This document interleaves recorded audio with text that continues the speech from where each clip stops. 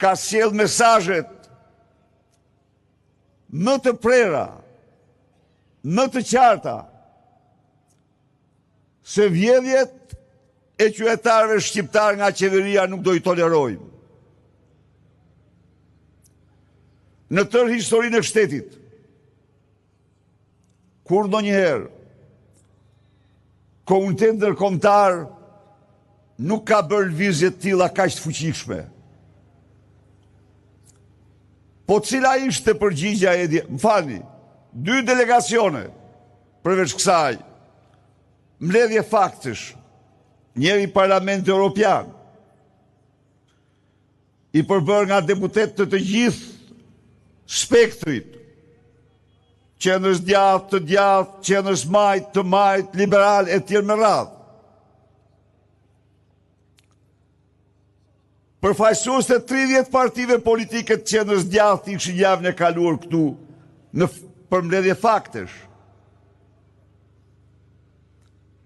Thash ministra, ministri jashtëm i Gjermanisë, ministri tjetër për Europën i Gjermanisë, komisioneri për ligjet i Komisionit Evropian, erdhen këtu për dhanë mesazhin se korrupsioni nuk mund të mbrohet, se shteti ligjor është kushti të gjitha kushteve për Shqipërinë.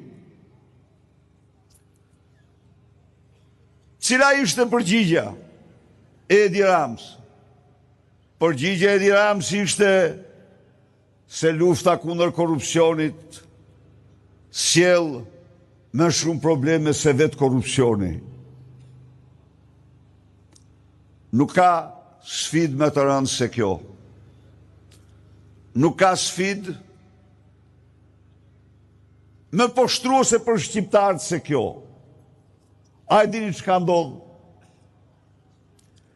Një bloger afrikan,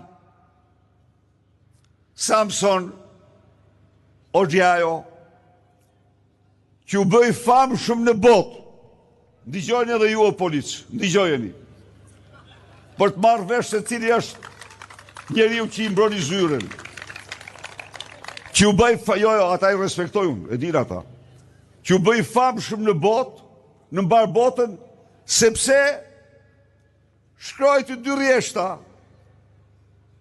Filan politikan thot se korrupsioni është i dëmshëm vetëm kur nuk jam unë. Brenda, me këtë frazë, Samson pushtoi hapësirën komunikative të botës. Po çfarë shkruan?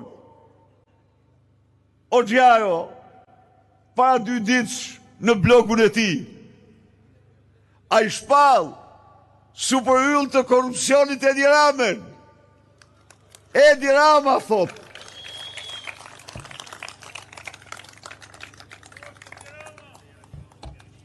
Edi Rama informoraj në blogun e tij të famshëm, ka deklaruar se lufta kundër korrupsionit sjell më shumë probleme se sa vetë korrupsioni.